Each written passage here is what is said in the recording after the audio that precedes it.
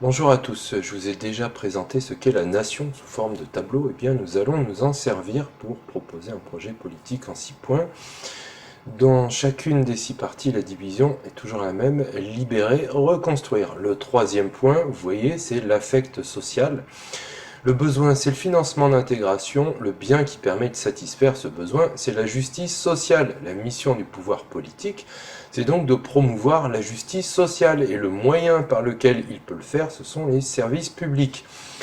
Si on somme les services publics de tous ces domaines, la somme de toutes les missions de l'État, donc avec une définition lato sensu, on a le service public de la défense nationale, de la diplomatie, des finances publiques, trésor, monnaie, impôts, de l'administration générale de l'État, de la justice, de la sécurité intérieure, de l'enseignement primaire et secondaire, l'enseignement et la recherche, de la santé avec l'hôpital, le service public de la gestion des infrastructures, équipement, entretien, gestion de la voie du domaine public, ou encore les services publics à vocation culturelle ou du sport, de l'environnement, gestion du patrimoine environnemental, forêt domaniale, parc naturel, parc et jardin public, service public de l'eau, approvisionnement et assainissement, service en réseau, la Poste, France Télécom, avec le raccordement et le service téléphonique fixe essentiellement.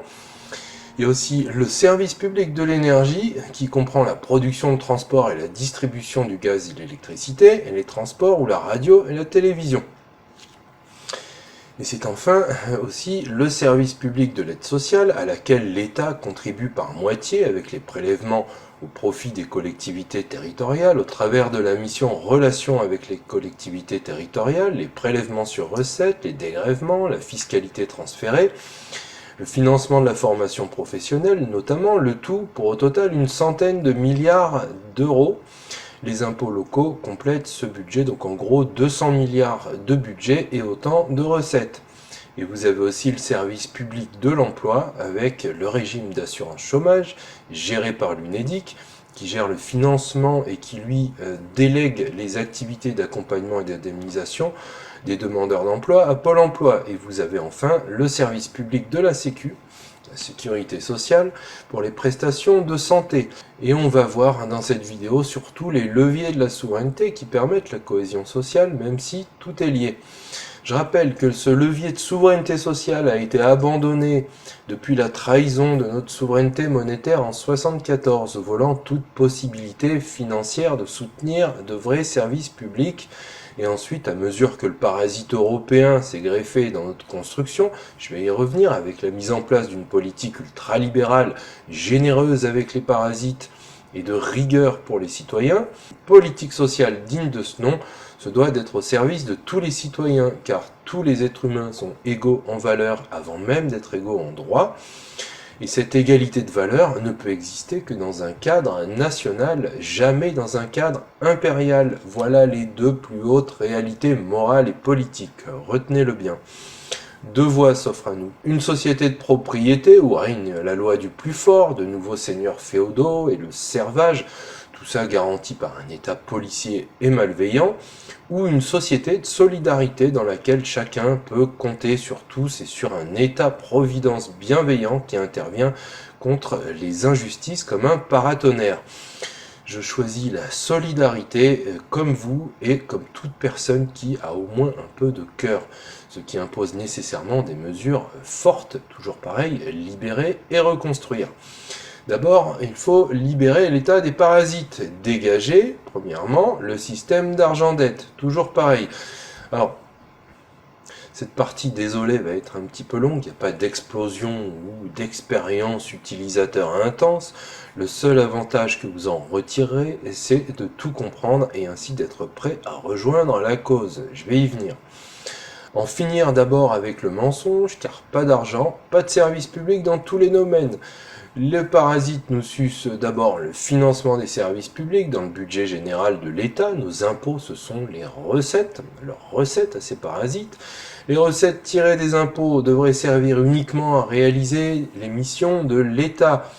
Et ce qui n'est pas le cas. Voyons ça, en 2019, les recettes sont grevées de taxes à verser aux seigneurs, qui nous niquaient déjà un tiers des recettes avant Covid, Comme vous allez voir, en plus, ce que vous voyez, c'est d'après la loi de finances initiale. Et les lois de finances initiales, c'est bien entendu toujours trop optimiste, bien sûr. Et en plus, les missions de l'État, elles sont mal conçues, orientées idéologiquement contre la liberté sociale et contre l'égalité économique et le bien-être des citoyens. Et elles sont surtout exécutées de travers. Ça fait tout de même beaucoup. La part réservée aux missions de l'État, c'est dans la loi de finances initiale de 2019, 301 milliards. Alors je ne présente pas comme le fait la racaille, on enlève les artifices comptables et on regarde les choses telles qu'elles sont. 301 milliards pour les missions de l'État sur 669 milliards de dépenses pour 2019. Plus de la moitié des dépenses, c'est pas pour les citoyens. Là-dedans, vous avez la corruption, 30 milliards, comme j'avais indiqué. Ils ne le mettent pas, bien sûr, mais ça détourne des crédits d'emploi. L'UE, pareil, rien qu'en coût direct. Alors la loi de finances initiale dit 21 milliards, mais c'est faux. Et si vous voulez saisir la complexité de l'affaire, je vous remets cette diapo sur le véritable coût direct de l'Union européenne. Vous avez aussi le remboursement des intérêts de la dette, 42 milliards, et le remboursement de la dette, 130 milliards. Alors, en fait, on appelle ça amortissement de la dette à moyen et long terme. Puis vous avez 136 milliards de remboursements et dégrèvements. C'est quoi ça ? Cette mission regroupe les dépenses liées à des situations dans lesquelles l'État restitue des impôts, taxes ou contributions à des contribuables ou dans lesquelles l'État ne recouvre pas certaines créances sur les contribuables. La mission remboursement et dégrèvement d'impôts n'est donc pas un poste de dépense dans le sens commun du terme, mais surtout une diminution de recettes. L'État les réduit de ses recettes brutes, mais c'est stupide, ça ne permet pas l'analyse de l'ensemble des recettes et des charges.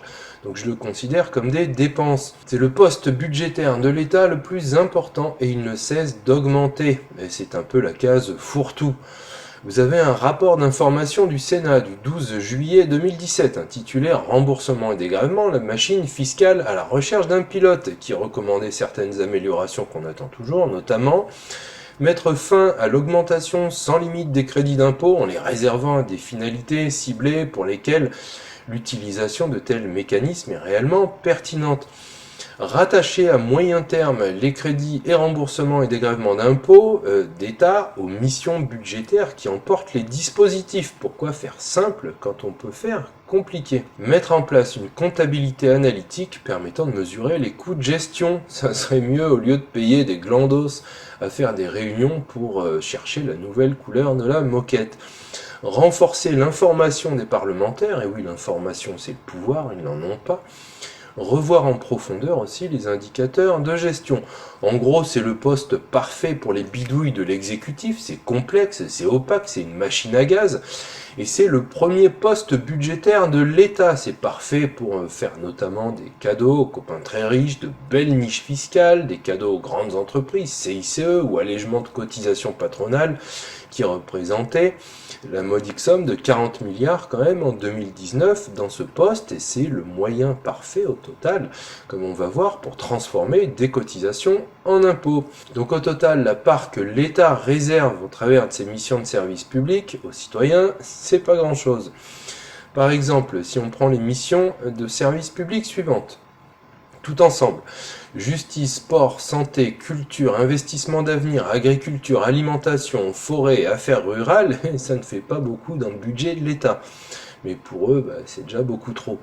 Si on regarde les recettes fiscales et non fiscales de l'État, prévues début 2019, c'est 422 milliards. Ça devrait être plus si on rabotait pas dedans avec les dégrèvements pour ultra-riches et multinationales apatrides, et si on luttait un petit peu contre la fraude fiscale. Alors, passons. 422 milliards, ce sont les recettes prévues, et le besoin de financement prévu, 220 milliards, et à la fin, c'est toujours beaucoup plus. Et que fait l'État ? Il rembourse 130 milliards de dettes d'un côté, et de l'autre, il emprunte 200 milliards sur les marchés. Plus de 200 milliards. Autrement dit, il roule sa dette, voilà pourquoi la dette augmente toujours. Alors il y a des crétins de politiciens qui vous disent: le problème, c'est pas la dette, mais le coût excessif des dépenses de l'État, il faut rationaliser, il faut de la rigueur budgétaire. Et mon cul, c'est du poulet. La racine de toute cette situation toxique, c'est le système d'argent-dette, parce que l'État ne fait pas l'argent, il va l'emprunter à des parasites qui le créent, cet argent, en lui prêtant, comme j'ai déjà expliqué, fin de la saison 2.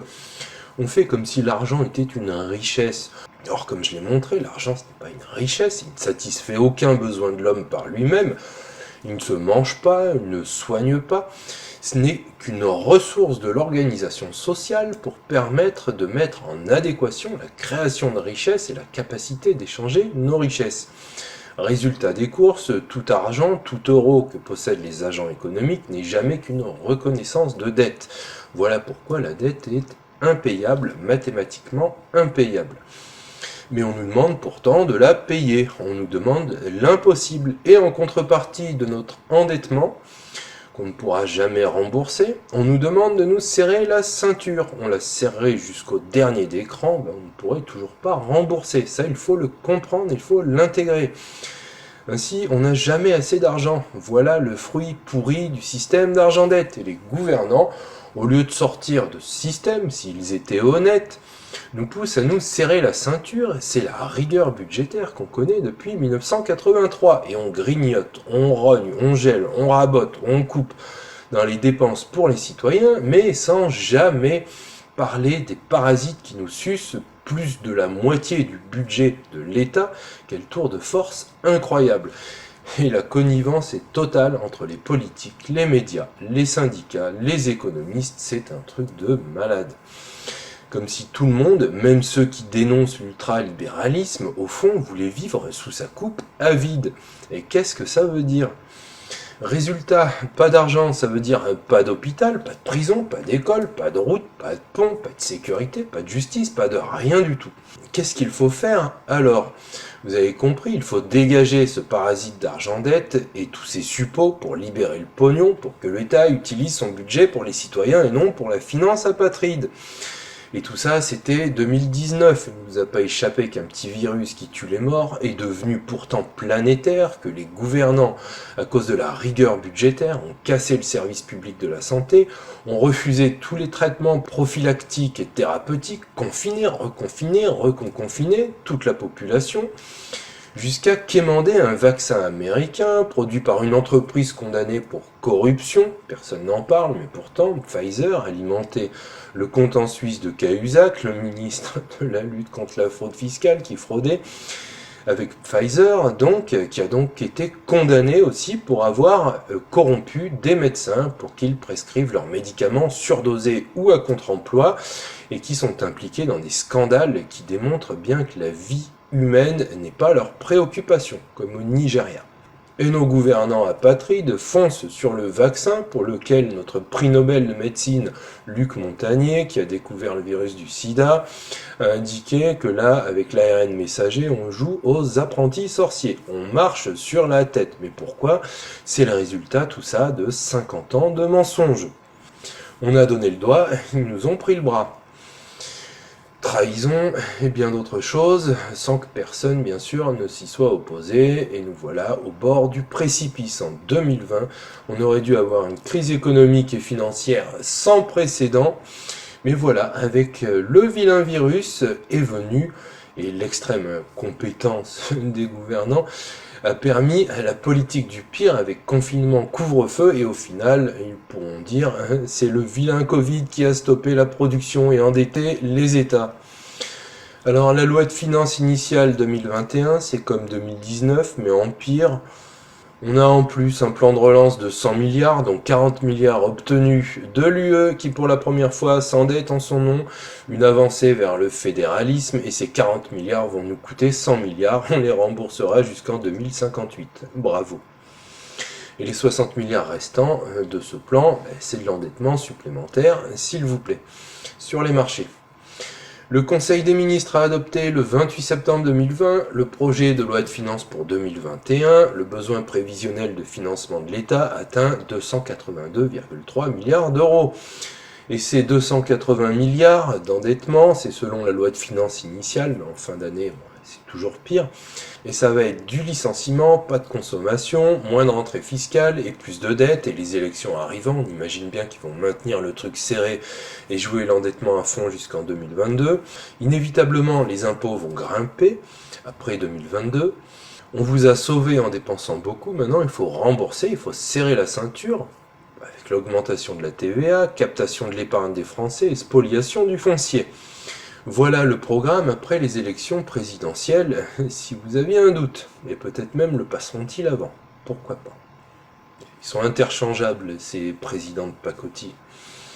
Et lorsque la BCE va démontrer son taux directeur, ça sera la mise à mort, le pouce baissé, pour accélérer la venue de l'État fédéral européen, suite aux faillites de tous les États-nations européens.